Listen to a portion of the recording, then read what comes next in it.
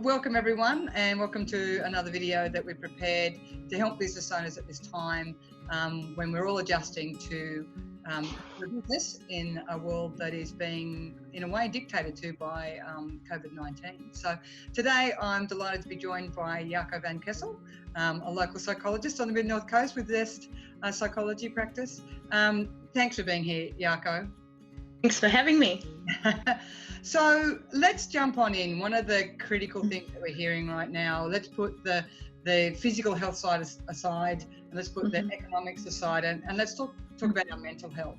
As local business owners, that's something that we're really looking for guidance and support with. So can you help us out in terms of, is it reasonable to expect that we're all kind of finding this so challenging? Is that a normal reaction in this sort of situation? That sounds completely reasonable, and I think it's an extraordinary time for everybody. There's so much uncertainty, and I think a lot of people feel they have no control at the moment, and I think a lot of local business owners are very strongly and negatively affected by what's happening. So I think feeling overwhelmed, feeling anxious, feeling frustrated, angry, whatever emotion, I think is completely understandable and normal. Yes. So it's perfectly normal to be feeling a bit overwhelmed, feeling a whole range of different emotions that aren't the way that we would normally feel as business owners when we're the people that are kind of, in one way, we're used to being the masters or mistresses of our own destiny. We have our own business. We decide when we want to open them, when we want to close them, what sort of stock we want to have.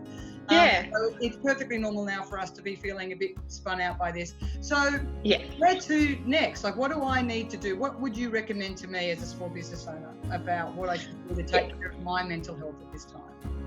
Yeah, I thought today to discuss 5 strategies or themes to help lower stress and to maintain a sense of sanity. And the first one I want to discuss is to limit media exposure, especially if you feel that you get overwhelmed, or you feel very anxious, or you get frustrated after watching the news, or you notice that you're spending, hours and hours in a day following the news. I think it can be really helpful to limit that and to make sure that you seek out factual information from reliable sources, because there's a lot of fake news, that has gone viral as well. So to just sort of watch, how do I respond to reading news, to watching the news, and is it actually helpful for me to do that? Tip number 2 is self-care. So I think what still gives a sense of pleasure, fulfillment, what relaxes you. And I think some basic ones are good food, routine, sleep, moving your body or exercising. And I think going outdoors, as long as we're allowed to, I think it's really important, because I think we're all going to spend so much more time indoors. So I think just going out, feeling air, smelling fresh air, having space is very important. But really anything that gives you a break from the stressful situation. So it could be music, could be reading, could just be spending time with people you love, could be gardening, anything that gives a sense of normality or pleasure. Then I think it's also good to be aware of other coping styles, for instance, alcohol, to be aware, like, how am I caring for myself? And I can really imagine that people go like, I just need a beer, I need a glass of wine, this is so stressful.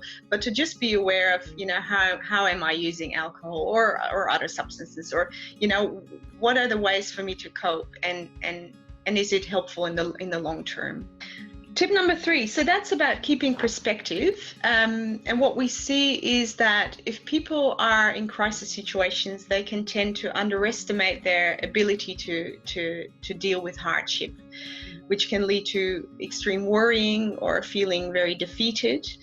And I think it's really good to realize and this is for everyone, that if you feel anxious, you'll have more anxious thoughts.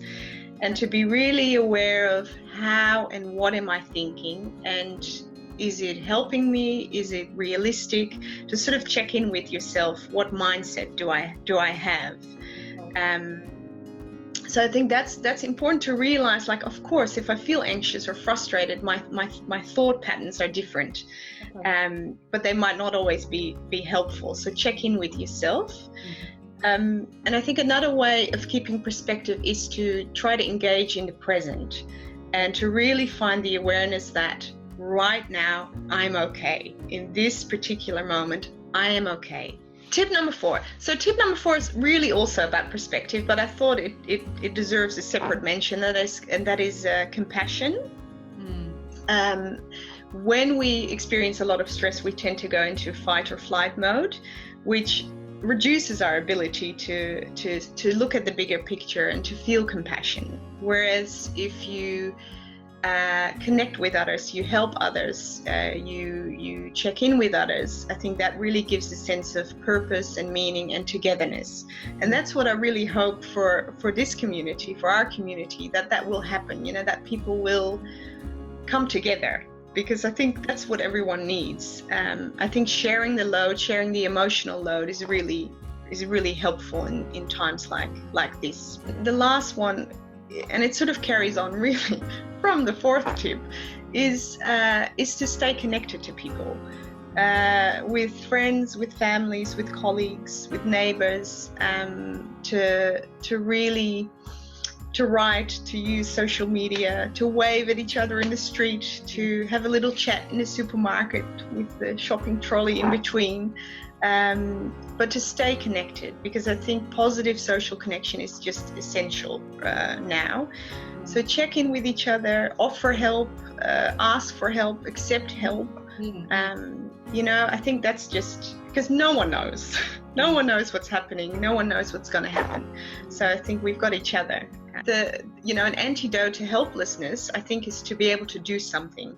So helping others, doing something good for others, really can help you to feel less helpless yourself, because you're doing something.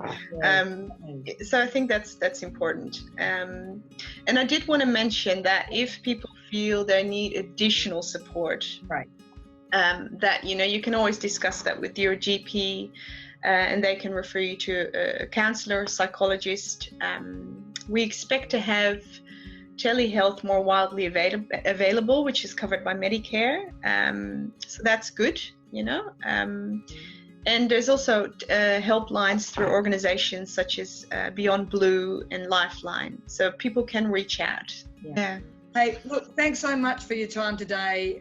Thanks for sharing with us from your experience and knowledge about how to help people at these times, and in particular as local business owners, some of the things that are really important that we do, because we do come at it not just as a family member or a neighbourhood person, but particularly as someone who has running a business in the local area, knows that people are looking to us in terms of employment and certainty, and that can put an extra stress on it. So thank you for those 5 things. You're very welcome. And take care, everyone. Yeah. Thanks so much, Marco.